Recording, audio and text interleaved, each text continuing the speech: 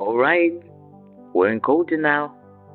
Everybody's cold, everybody's hungry, everybody's one bad mood away from shooting Micah, which, honestly, would solve a lot of problems. This mission is called the Aftermath of Genesis, which is a very fancy title for a guy who goes find a deer. But stick with me, because before we get into it, I've got some real facts about surviving out here. And Rockstar apparently did their homework, unlike me in high school. And look, Charles can track a deer through a blizzard using nothing but instinct and years of survivor experience. I once lost a game of hide and seek to a dog that was blind. So let's just say I'm here for facts, not qualifications. Pearson's cornering Arthur about supplies immediately, because Pearson's love language is complaining about supplies. Turns out they had to bail out of Blackwater so fast that they left half of the food behind, which relatable. I also make bad decisions under pressure. Charles steps in very calmly, like a man who has never panicked in his life, and says the move is to go hunting. Arthur's hand is busted and he still has to go. Classic Arthur. Man cannot catch a break, or apparently use one either. Pearson's entire personality, by the way, is we're low on supplies. The man could win a lottery and his first sentence would still be the bean situation. And Charles just casually says we should go hunting. Like he's suggesting brunch, not a blizzard death march.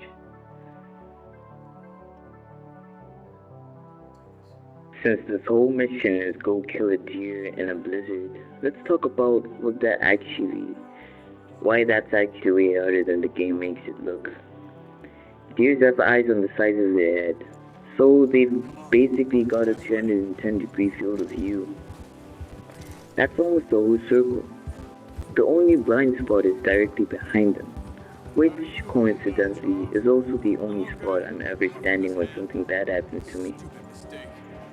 Some deers can jump 8 feet straight up and 30 feet forward in a single bound. So if Arthur spooks one, it's not running away. It's basically doing a long jump at the Olympics, except the Olympics don't have rules. And deer will straight up swim across a half-frozen lake to get away from you.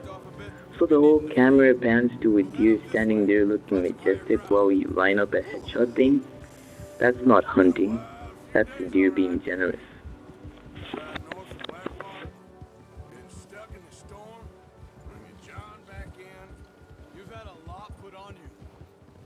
I could have done more. I didn't mean it like that. Just like to think back on. I still don't really know what happened on that. Quick one before you move on. What do you call a deer that survives a rockstar hunting mission? Lucky. Yeah, I still got it. And also better at math than most of this gang. Back to the game. Charles and Arthur head up the ridge, and it's actually a really quiet, pretty sequence for something about two guys desperately trying not to starve. You're trekking through snow with eagle eye on, and every missed shot feels like it personally cost someone's dinner, which, in this camp's economy, it probably does. And honestly, there's something almost poetic about it. Two men, silent, moving as one against nature itself, bonded by unspoken trust and shared purpose. And also because the game will not let you go alone. Since we're already on the food and freezing beat, in January extreme cold, like actual Antarctic research station cold, you can crack an egg outside and it'll freeze solid before it even touches the pan. Instant hard-boiled egg, no boiling required. Nature just handles it. And it's not just cooking that's a nightmare. Keeping food from freezing is a real fight.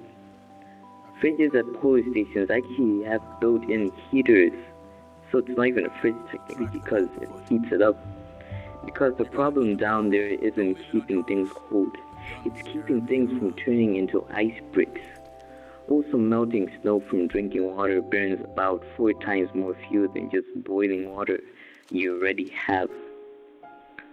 So, real explorers will hike out of their way to find a stream instead of melting snow purely to save fuel. Which honestly makes Pearson yelling about needing real food instead of snowmelt soup sound a lot less like a guy complaining and a lot more like a guy doing math.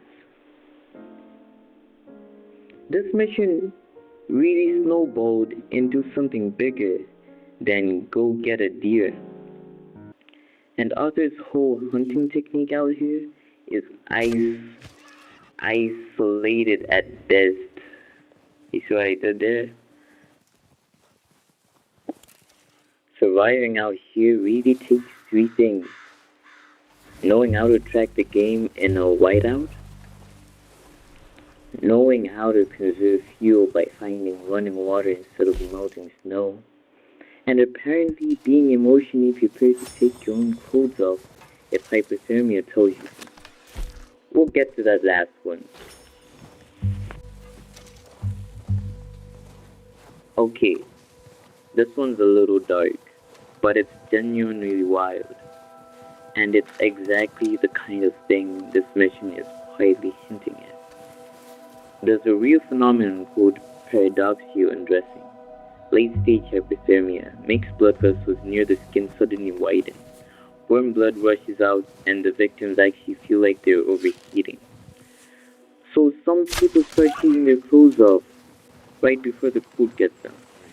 Your body's last move is apparently to gaslight you. There's also terminal barrowing.